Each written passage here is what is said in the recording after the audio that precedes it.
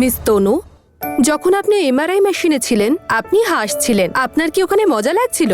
ওই মেশিনটা না অদ্ভুত ছিল, এত বড়। প্রথমে তো দেখে ভয়ই পাচ্ছিলাম, কিন্তু যখন আমাকে ভিতরে পাঠালে না, তখন ওই এরকম আওয়াজ হচ্ছিল আর আমি খুব মজা পাচ্ছিলাম।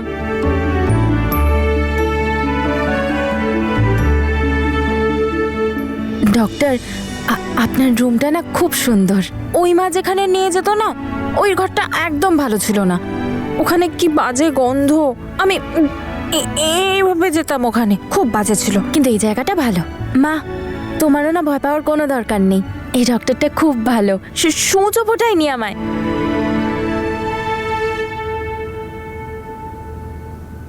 আচ্ছা, আপনার তো পায়ে ব্যথা, আপনি বসুন, আমি চেক আপ করে নিচ্ছি।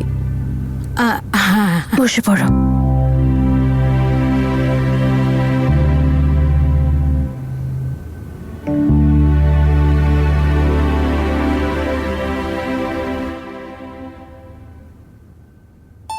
ডক্টর, আমার মাকে না ব্যথা দেবেন না, মা খুব ভালো। এটাতে লাগবে না, দেখো। তনু, এদিকে এসো, বসো। কিচ্ছু হবে না, কিচ্ছু হবে না, এসো বসো। আমার দুই মেয়েকে আশীর্বাদ করো পরোলা। তোর কি মাথা খারাপ নাকি সুইটি? আরে আমার কারো সহানুভূতি নয়, বীরকে চাই। জাসমিন, আরে আমার তো ভয় করছে তুই না আবার সেই পুরনো জাসমিনে হয়ে যাস। দেখ, তুই আর কিচ্ছু করবি না, কোনো জেদ করবি না, তুই মা হতে চলেছিস, মনে রাখিস সেটা। হ্যাঁ, এটাই তো খুশির খবর, আমি মা হতে চলেছি। কারণ এবার যা হবে, কারণ এবার যা করবে আমার বাচ্চাই করবে। এই বাচ্চাটাই তো হলো আমার ব্রহ্মাস্ত্র। আরে তুই তো নিজেই দেখেছিস, বাচ্চাটা থামবে, ওনার তো প্রাণ আটকে আছে ওর মধ্যে। আমার শাশুড়ি মা তো আমার সাইড, শুধু এখন বীরের অপেক্ষা করছি। তাড়াতাড়ি তনু ওর কীর্তিকলাপগুলো একটু বীরকে দেখাক, আর বীরের মাথায় সুবুদ্ধি আসুক, আর আমি একটু মজা পাই। ডক্টরটা কি ভালো ছিল না মা? উনি আমাকে এটাও দিয়েছেন, ভালো না? খুব সুন্দর মা। এখন থেকে আমি একদম গুড গার্ল হয়ে থাকবো, পাক্কা, প্রমিস, একটুও জ্বালাবো না। আমি সব রিপোর্টস চেক করেছি, যেমনটা আপনি বলেছিলেন। ওর এটা মনে হয় যে তনু খুব গভীর শোক পেয়েছে, যে কারণে ও সময়ের থেকে পিছিয়ে পড়েছে, আর সেই জন্যেই ওর মেন্টাল স্ট্যাটাস একজন বাচ্চার মতো হয়ে গেছে। ডক্টর, কিন্তু তনু নর্মাল হয়ে যাবে তো? এখন কিচ্ছু বলা যাচ্ছে না। দেখুন, আমাদের ব্রেন না যখন জীবনের প্রেশারটা নিতে পারে না, তখন তাকে সে ডিনাই করে, আর তনুর সাথেও ঠিক সেটাই হয়েছে। আমরা কিছু করতে পারি? ওর কোনো হেল্প? যেমন ধরুন, আমি আপনাকে আগেও বলেছিলাম তনু ভীষণ ইন্টেলিজেন্ট, খুব brilliant. In fact she was the best teacher of the state. মা, ডক্টর এতক্ষণ ধরে বীর আর আঙ্কেলের সাথে কি কথা বলছেন? বীরের উপর রাগ করছে না তো? না রে মা, রাগ করবে কেন? উনি হয়তো ওদের জিজ্ঞেস করছেন আপনারা তনুর কথা মানেন তো। সত্যি? হ্যাঁ। তাহলে তো খুব মজা হবে, তাই না? ইয়ে! জেসমিনের শরীরটা ঠিক থাকুক। এখন জেসমিনের শরীরটা কেমন আছে? এখন ঠিক আছে, ওর ঘরে বিশ্রাম নিচ্ছে। চলুন গিয়ে দেখা করে আসবেন।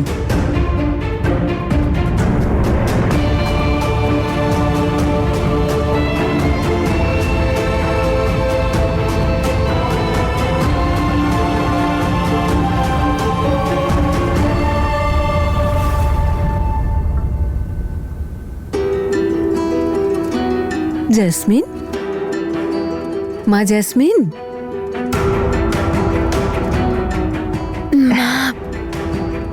শরীরটা কেমন আছে এখন মা? আমি এখন ঠিক আছি মা, আসলে শরীরটা ভালো না তো, একটু একটু দুর্বল লাগে আমার। এখন তো এই সময় হয়ই মা। তোমার মাকে তো দেখতে পাচ্ছি না, কোথায় গেছেন? ও ডাক্তারের কাছে গেছে তনুকে নিয়ে। আপনার বীরই তো সবাইকে নিয়ে গেছে। পুরো পরিবার তনুকে নিয়েই ব্যস্ত হয়ে আছে, ডাক্তারের কাছেও বীরই নিয়ে গেল। তনু যেমনই থাকুক না কেন, আমার কোনো প্রবলেম নেই। আমি ওর সাথে এই অবস্থাতেও ভালো আছি। কিন্তু তনু যেমনটা আজ আছে তার থেকে অনেক বেশি ব্রাইট আর অনেক বেশি কমপ্লিট। আর আমি শুধু এতটুকুই চাই যে ও নিজের জীবনটা ভালো মতো বাঁচুক, পুরোপুরি বাঁচুক। ওর মতো মানুষ এই পৃথিবীতে খুব কম রয়েছে, কিন্তু ও একটা টাইম ওয়াপে ফেসে রয়েছে যেখান থেকে আমি ওকে বের করতে চাই, আর ওকে আমি কমপ্লিট তনু করতে চাই। এরকম কেসে যে প্রাইমারি মেডিকেশন থাকে সেটা হলো ফ্যামিলির পাশে থাকা ও ভালোবাসা। তো যতটা সম্ভব ওকে আগলে রাখার চেষ্টা করবেন, যতটা সম্ভব ভালোবাসুন ওকে। সেই কাজটাই করার চেষ্টা করছি ডক্টর ম্যাডাম। দ্যাটস গ্রেট দেন। যদি তনু পুরনো সম্পর্কগুলোকে ভুলে গিয়ে থাকে তো আপনারা ওর সাথে নতুন করে কানেকশন তৈরি করুন। ওকে সেই সব জায়গায় নিয়ে যান যেখানে ও যেতে চায়। ওর যেন এটা মনে হয় যে ও সব থেকে সেফ জায়গায় আছে, সব থেকে ভালোবাসার মানুষদের সাথে আছে। ওর সাথে মেমোরিজ গুলো রিক্রিয়েট করুন। সময় লাগবে, কিন্তু ভালোও তো হতে পারে। Thank you so much doctor. আমি সমস্ত অতীত, ওর সাথে জড়িয়ে থাকা সব স্মৃতি সবকিছু রিক্রিয়েট করে দেবো। পুরনো তনুকে ফিরিয়ে আনার জন্য আমি সবকিছু করব। Thank you so much doctor. Well, all the best দেন।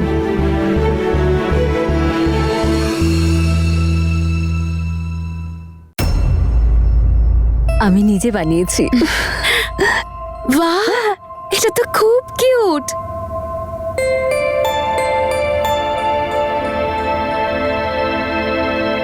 সবাই বলে যখন মেয়েরা মা হতে যায় না তখন তার কাছে এই সমস্ত জিনিস রাখতে হয় যাতে ওর খুব খুব ভালো লাগে। থ্যাংক ইউ সো মাচ মা, সবকিছু খুব সুন্দর। আপনিও খুব ভালো, আমার জন্য কত চিন্তা করেন আর কত খেয়াল রাখেন আমার। আমাকে ক্ষমা করে দাও মা, আমি তখন তোমাকে বাড়ি নিয়ে যেতে পারিনি যখন অমৃত ছিল। কিন্তু এখন তুমি চিন্তা করো না, এবার তোমাকে তোমার যোগ্য সম্মান দিয়ে আমাদের বাড়ি নিয়ে যাব। সরি মা, আমি এবার ওই বাড়িতে তখনই যাব যখন আমি আমার সন্তানের বাবাকে পাবো।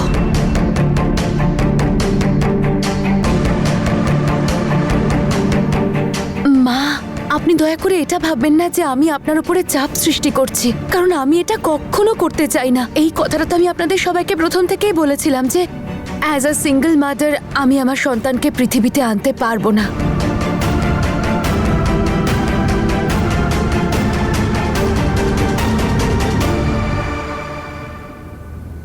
এগুলো আপনি এখন ফিরিয়ে নিয়ে যান। মা, হতে পারে এই জিনিসগুলো দেখার পরে বীর ওর দায়িত্বটা বুঝতে পারে। মা, আপনি বলুন না এসব কতদিন চলবে? বীরকে একদিন না একদিন ভালোবাসা আর দায়িত্বের মধ্যে একজনকে তো বাঁচতেই হবে। আর আপনি আমাকে ভুল বুঝবেন না, কারণ আমি বীরের ওপরও কোনো প্রেশার ক্রিয়েট করতে চাই না। আমার তো বর্তমানটাও তনু আর ভবিষ্যৎটাও তনু। আমি তনুকে কোনোভাবেই ছাড়তে পারবো না। জানি না বাবা, আমি তো ক্লান্ত হয়ে গেছি ছেলেটাকে বুঝিয়ে বুঝিয়ে। ও তো দেখছি তনুর সঙ্গ ছাড়েই না। উপরওয়ালা ওকে সুবুদ্ধি দিন।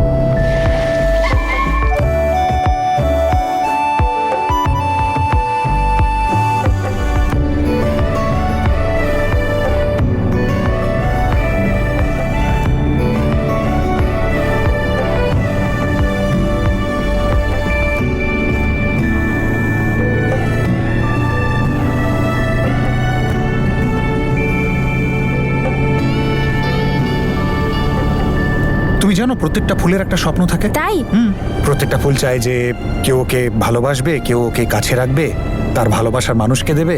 হ্যাঁ, হ্যাঁ, আচ্ছা তোমার কি স্বপ্ন?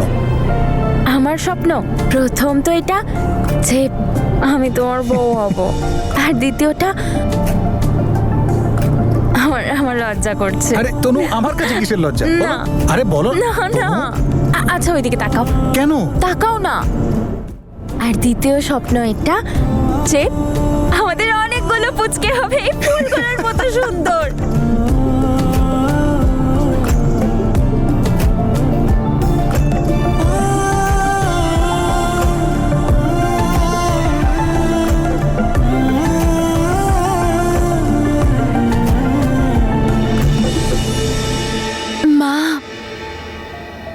আপনি একজন খুব ভালো মা। আপনি আপনার সন্তানদের কত খেয়াল রাখেন। আমিও ঠিক একদম আপনার মতন মা হতে চাই, যে তার সন্তানকে এই পৃথিবীর সব সুখ দেবে। কিন্তু মা, এসব কিছু কি করে হবে? আর আমি কতদিন এই এক টেনশন নিয়ে থাকবো? আমার পাশেও তো কারোর থাকা উচিত, তাই না মা? আমারও তো মনে হওয়া উচিত যে আমি একা নই, কেউ আছে আমার পাশে যে আমার সন্তানের খেয়াল রাখবে, আমার খেয়াল রাখবে। না মা, তুমি চিন্তা করো না, আমি কথা বলবো তো বীরের সাথে। কারোর ভালো লাগুক আর না লাগুক, আমি ওকে রাজি করিয়েই ছাড়বো। আমি বলবো ওকে, ও যেন নিজের কথাটা রাখে। আর দেখো মা, এসব যা ঘটছে তার প্রভাব যেন তোমার সন্তানের উপর না পড়ে। মা, আমার তনুকে নিয়ে খুব চিন্তা হয়, কিন্তু আমাকে আমার সন্তানের কথাও তো ভাবতে হবে। কেউ আমার সন্তানের কথা ভাবুক বা না ভাবুক, কিন্তু আমি অবশ্যই ভাববো মা।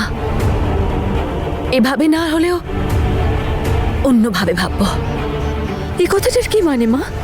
না না, তুমি আমার মুখ চেয়ে কোনো উল্টোপাল্টা কাজ করবে না। আমি বলছি না তোমাকে, একটু সময় দাও আমাকে, আমি কথা বলবো তো বীরের সঙ্গে। আর ওকে আমার কথা শুনতে হবে, হ্যাঁ?